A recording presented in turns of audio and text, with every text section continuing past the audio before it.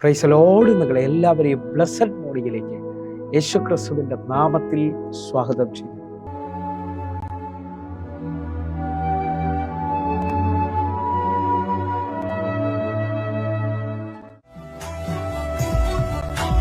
ജീവിതയാത്രയിൽ കൂടെയുണ്ട്, തളരാതെ എന്നും താങ്ങിടുന്നു.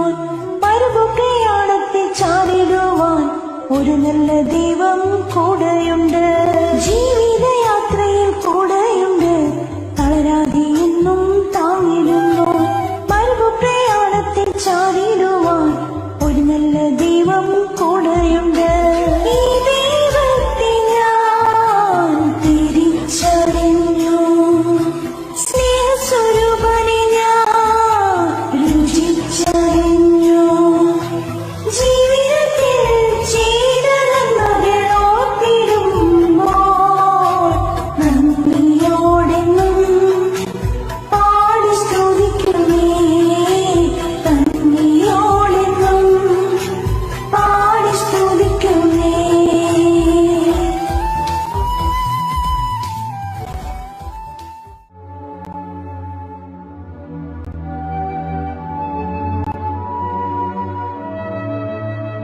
പ്രിയരെ, അനുഗ്രഹിക്കപ്പെട്ട ഒരു പ്രഭാതം കൂടി നമ്മുടെ ജീവിതത്തിൽ അനുവദിച്ചു തന്ന വലിയവനായ ദൈവത്തെ നമുക്ക് ഒരുമിച്ച് ചേർന്ന് നന്ദി പറയാം. എത്ര പേർ പറയും, ഞാൻ നിന്നതല്ല, എൻ്റെ ദൈവം എന്നെ നിർത്തിയതാണ്. ഒന്നുകൂടെ പറഞ്ഞാൽ 2024 ഓഗസ്റ്റ് മാസം 5-ാം തീയതി വരെയും എന്നെയും എൻ്റെ കുടുംബത്തെയും കണ്ണിലെ കൃഷ്ണമണി പോലെ സൂക്ഷിക്കുകയും വിടുവിക്കുകയും കരുതുകയും ചെയ്ത വലിയവനായ ദൈവത്തിന് നന്ദി പറഞ്ഞുകൊണ്ട് ഈ പ്രഭാത ചിന്തയിലേക്ക് നമുക്ക് ഒരുമിച്ച് അടുത്തു വരാം. ആരും അടയ്ക്കാത്ത വാതിൽ തുറക്കുന്ന ദൈവം. പ്രിയരെ, പ്രാരംഭവാക്യത്തിലേക്ക്, വെളിപ്പാട് പുസ്തകം 3-ാം അധ്യായം അതിന്റെ 8-ാമത്തെ വാക്യത്തിലേക്ക്, ഞാൻ നിന്റെ പ്രവൃത്തി അറിയുന്നു, ഇതാ ഞാൻ നിന്റെ മുമ്പിൽ ഒരു വാതിൽ തുറന്നു വെച്ചിരിക്കുന്നു, അതാർക്കും അടച്ചുകൂടാ. നിനക്കൽപ്പമേ ശക്തിയുള്ളൂ, എങ്കിലും നീ എൻ്റെ വചനം കാത്തു, എൻ്റെ നാമം നിഷേധിച്ചിട്ടില്ല. പ്രിയരെ, അതിശക്തമേറിയ ഒരു വചനമാണ് ഈ പ്രഭാതത്തിൽ ദൈവം നമ്മോട് ഇടപെടുന്നത്. ഞാൻ നിന്റെ പ്രവൃത്തി അറിയുന്നു, ഇതാ ഞാൻ നിന്റെ മുമ്പിൽ ഒരു വാതിൽ തുറന്നു വെച്ചിരിക്കുന്നു, അതാർക്കും അടച്ചുകൂടാ. എത്ര പേർ ഈ പ്രഭാതത്തിൽ വിശ്വസിച്ചുകൊണ്ട് പറയും, ഇതെന്നോടുള്ള ദൈവത്തിന്റെ ശബ്ദമാണ്. വിശ്വസിക്കാമെങ്കിൽ വചനത്തിന് വേണ്ടി നിൽക്കുകയും വിശ്വാസത്തിൽ സ്റ്റെപ്പുകൾ വെക്കുകയും ചെയ്ത എനിക്കും നിങ്ങൾക്കും വേണ്ടി ആർക്കും അടയ്ക്കാൻ പറ്റാത്ത ഒരു വാതിൽ എൻ്റെ ദൈവം തുറക്കുവാൻ പോവുകയാണ്. നമുക്ക് മാർക്കോസിന്റെ സുവിശേഷം 16-ാം അധ്യായം അതിന്റെ 2-3 വാക്യങ്ങളൊന്ന് ചിന്തിക്കാം. ആഴ്ചവട്ടത്തിന്റെ 1-ാം നാൾ അതികാലത്ത് സൂര്യൻ ഉദിച്ചപ്പോൾ അവർ കല്ലറയ്ക്കൽ ചെന്നു. 3-ാമത്തെ വാക്യം, കല്ലറയുടെ വാതിൽക്കൽ നിന്ന് നമുക്ക് വേണ്ടി ആർ കല്ലുരുട്ടിക്കളയും എന്ന് തമ്മിൽ പറഞ്ഞു.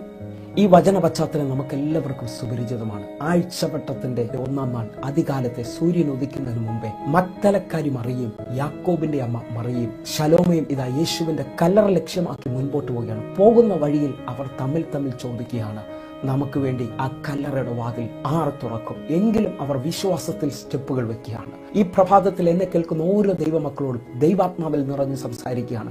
ആരും നിങ്ങളെ സഹായിക്കാനില്ലെങ്കിലും നിങ്ങൾ വിശ്വാസത്താൽ സ്റ്റെപ്പ് വെച്ചട്ടെ. വചനം പറയുന്നു, എന്റെ നീതിമാൻ വിശ്വാസത്താൽ ജീവിക്കും. 2 കൊരിന്ത്യർ 5-ാം അധ്യായം അതിന്റെ 7-ാമത്തെ വാക്യത്തിൽ പറയുന്നു, ഞങ്ങൾ കാഴ്ചയാലല്ല വിശ്വാസത്താൽ അത്ര നടക്കുന്നു. മുമ്പിൽ ഒരു പ്രതീക്ഷയില്ലെങ്കിലും വചനത്തിൽ വിശ്വസിക്കുന്ന, യേശുവിൽ വിശ്വസിക്കുന്ന ഒരു ദൈവവേദൽ പറയണം, ഞാൻ വിശ്വാസത്താൽ കാണുന്നു, എനിക്ക് വേണ്ടി ഒരു വാതിൽ തുറക്കും. നിങ്ങൾ നോക്കി, ഈ 3 സ്ത്രീകൾ വിശ്വാസത്താൽ സ്റ്റെപ്പ് വെച്ച് ഇതാ കല്ലറയുടെ അടുക്കലേക്ക് വരികയാണ്. നമുക്ക് ഒരുമിച്ച് ചേർന്ന് മാർക്കോസിന്റെ സുവിശേഷം 16-ാം അധ്യായം 4-ാമത്തെ വാക്യത്തിലേക്ക്, അവർ നോക്കിയപ്പോൾ കല്ല് ഉരുട്ടിക്കളഞ്ഞതായി കണ്ടു, അത് ഏറ്റവും വലുതായിരുന്നു.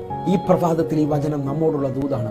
വിശ്വാസത്തിൽ മടുക്കാതെ മുമ്പോട്ട് സ്റ്റെപ്പുകൾ വെക്കുന്നതിന് വേണ്ടി ദൈവം ഒരു വാതിൽ തുറക്കും, അതാർക്കും അടയ്ക്കുവാൻ കഴിയത്തില്ല. ഈ വചന പശ്ചാത്തലം പഠിച്ചു നോക്കിയാൽ അവരുടെ മുമ്പിൽ വലിയ എതിരുകൾ ഉണ്ടായിരുന്നു. ആ കല്ല് ഏറ്റവും വലുതായിരുന്നു. എന്നാൽ മടുക്കാതെ സ്റ്റെപ്പുകൾ വെക്കുന്നതിന് വേണ്ടി ദൈവം തുറക്കുന്ന വാതിൽ ഏറ്റവും വലുതായിരിക്കും.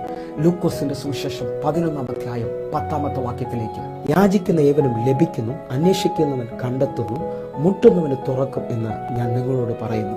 ഈ ഈ വചനത്തിന്റെ അടിസ്ഥാനത്തിൽ മടുക്കാതെ നാളുകളായി മുട്ടിക്കൊണ്ടിരിക്കുന്ന, മടുക്കാതെ പ്രാർത്ഥിക്കുന്ന ദൈവ പൈതലിന് വേണ്ടി എൻ്റെ ദൈവം ഒരു വാതിൽ തുറക്കുവാൻ പോവുകയാണ്.